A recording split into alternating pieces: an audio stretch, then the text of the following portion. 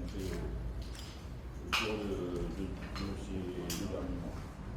Donc, gardien de but, Souleymane Diallo, TVZ, Babacar Touré, Concorde, Asmar Baba Ali, Xar, Cheikh Fall, FC Nouadhibou. Vous m'excuserez si je fais en ma diction sur l'orthographe des joueurs dans ma prononciation.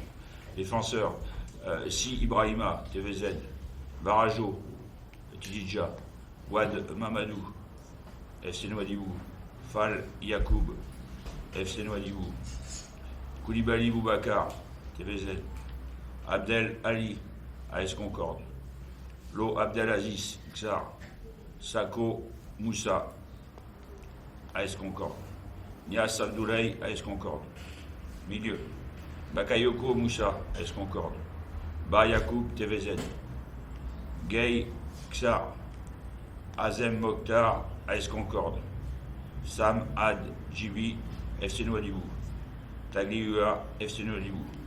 Attaquant, Elmami Boulvani, TVZ, Samba Abdallah, TVZ, Elmami Chek, FC Nouadhibou, Moulay Ahmed, Xar, El Khori Mohamed, AS Concorde, Sao Abdelaziz, Xar, Baguli Salem, Xar, Nias Mamadou Azak, AS Concorde, et Simoussa Slim.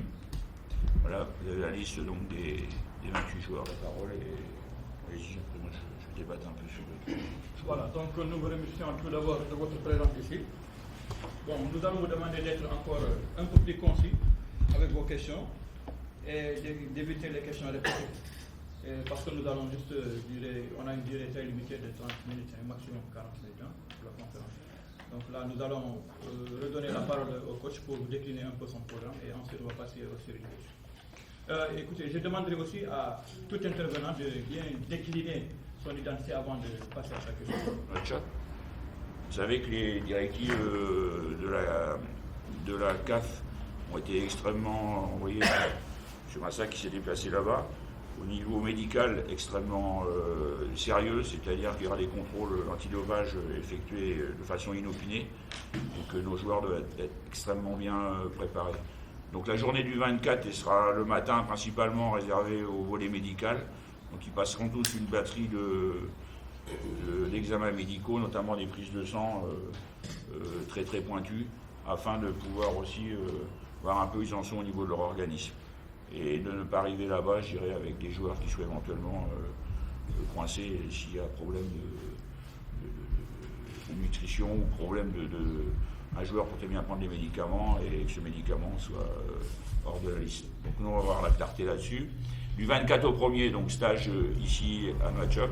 Après, nous partirons du 1er au 10, du 2 au 10 en Algérie pour effectuer 3 matchs amicaux. Ensuite, partirons au Rwanda du 25 au 3. Nous effectuerons 2 matchs amicaux. Et ensuite, du 3 au 10, on ira à Johannesburg pour effectuer aussi 2 matchs amicaux. Et le 10, on arrivera sur le lieu de Polokwane, sur le lieu, je dirais, de la compétition pour jouer le 14 RD Congo. Sur beaucoup d'éléments de mon équipe et que le résultat ne primera pas, je dis bien, dans la préparation. C'est bien clair, ce ne sont que des matchs de préparation, d'ailleurs qu'on va s'efforcer de faire à huis clos afin qu'il n'y ait pas de tension ou quoi que ce soit. Des matchs où les joueurs auront des matchs où ils auront eu des charges de travail extrêmement solides, je dirais peut-être les veilles de match. Donc il ne faut pas obligatoirement s'attendre à des résultats, je dirais, exceptionnels. Ce n'est pas le but. Le but, c'est d'être prêt, je dirais, le jour de la compétition. C'est un peu pour ça aussi qu'en accord avec la fédération, je n'avais pas souhaité, c'est moi qui n'ai pas souhaité techniquement, aller au dernier tournoi, parce que je ne voulais pas qu'on s'expose à trop de visibilité et puis commencer à rentrer dans le combat trop tôt. Le combat, je dirais, c'est le 14 que ça commence et c'est pas avant, quoi. C'est très bien que si on était parti sur un tournoi officiel, dans l'obligation de faire des résultats pour la nation, et comme aujourd'hui, les joueurs ont besoin, je dirais, de retravailler leur physique et de retravailler le collectif, c'était s'exposer comment dirais-je, à des résultats peu probants ou des comportements qui allaient plutôt aller à l'envers d'une mise en place. Voilà. Par rapport aux trois adversaires, je dirais que le premier adversaire, qui est la République démocratique du Congo, qui a déjà remporté ce CHAN, comme vous le dites. Bon, bien sûr, j'ai quelques renseignements j'ai coaché là-bas pendant 2 ans, donc pas mal de joueurs que je connais. Bon, j'ai vu que l'entraîneur allait rentrer en compétition, je dirais, pour gagner le CHAN. Donc lui, il a annoncé la couleur d'entrée, donc on est averti sur les volontés, je dirais, du Congo. C'est une équipe qui a un gros potentiel. Donc j'en ferai, je dirais, une analyse pour mes joueurs beaucoup plus précise à l'approche du match. Bon, le Gabon aussi a l'expérience de ces compétitions-là. J'aurai tous les. Le Cameroun. Pardon. Oui. Il a éliminé le Cameroun. Il a éliminé le Cameroun, ouais. Mais je dirais que par rapport à. Moi, je crois au potentiel de mon équipe. Donc après, je ne connais pas obligatoirement très bien les Gabonais, mais bien évidemment qu'à l'approche de la compétition, j'aurai suffisamment visionné les équipes pour reconnaître. Je pense qu'un des adversaires peut-être le plus qui est aussi redoutable, c'est le Burundi, parce qu'ils sont comme tout, c'est leur première. On sait que ce sont des joueurs puissants et que ça sera pas obligatoirement facile. Bon, moi je pense que, comme vous le savez, c'est les 16 meilleures équipes du continent. Donc il est possible qu'en stage, si un joueur ne respecte pas la discipline, il soit renvoyé hélico presto. Ça c'est clair. Et même si c'est en Afrique du Sud, il partira. Ça c'est clair, c'est clair. Et je veux qu'on donne une belle image du pays.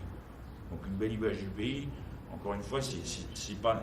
Nous sur le terrain, on peut essayer, vous allez bien comprendre que le premier match contre le Congo, on peut passer 45 minutes difficiles.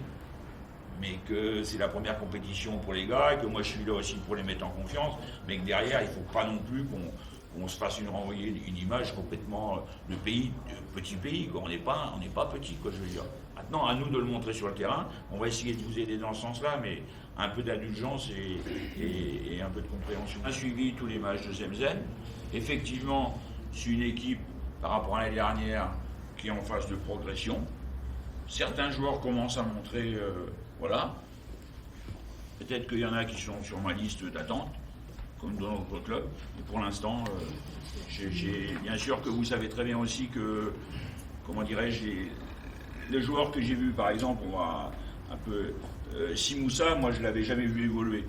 Hier, je suis au match, je vois un joueur. J'ai dit, je prends, quoi. Je ne sais pas qui, je ne sais même pas comment il s'appelait. Je vois un numéro, je vois un truc. Donc moi je suis tout seul à regarder mes matchs et pas tout seul. Je visionne et j'essaie de prendre le meilleur pour le pays. Je ne sais pas qui c'est, je sais pas voilà. Donc après par rapport à Zemzen, moi il y a des joueurs qui commencent à être intéressants, à eux de continuer, quoi. Et la sélection c'est. Vous avez avec un joueur de 4 gauchers, encore un autre gaucher intègre la taille. Qu'est-ce qui ne va pas avec notre voiture du champion? C'est la question la plus importante. C'est important. Bien sûr que c'est important. Vous attendez que les gens pour ça, je me tais. Je ne suis pas journaliste, mais ils ont. Il y a des joueurs qui manient bien le ballon des deux pieds, pied gauche et du pied droit, qui ont montré une bonne solidité dans la phase éliminatoire. Même contre le Sénégal avec des gauchers, ils n'ont pas réussi à passer sur notre côté droit. Je peux comprendre votre question, mais moi ça m'importe peu d'avoir encore un gaucher supplémentaire, voire un 6e, voire un 7e, parce que par rapport au, je rentre un peu plus dans le détail quand même, par rapport au gaucher, si le joueur est intelligent par rapport à son placement de corps et par rapport à sa disponibilité, ça ne doit pas être un handicap. Ça ne l'a pas été parce qu'il y a des astuces dans le positionnement. Si tu es gaucher et tu joues à droite, tu peux aussi, c'est un travail, bon tu vas peut-être moins sortir, mais avec ton pied gauche, tu peux travailler sur ta diagonale à l'opposé et tu peux travailler différemment. Donc voilà. Après, autrefois on avait du mal à avoir des gauchers, là on a beaucoup de gauchers, c'est bien. Puis les gauchers sont toujours un peu plus à droite que les droitiers.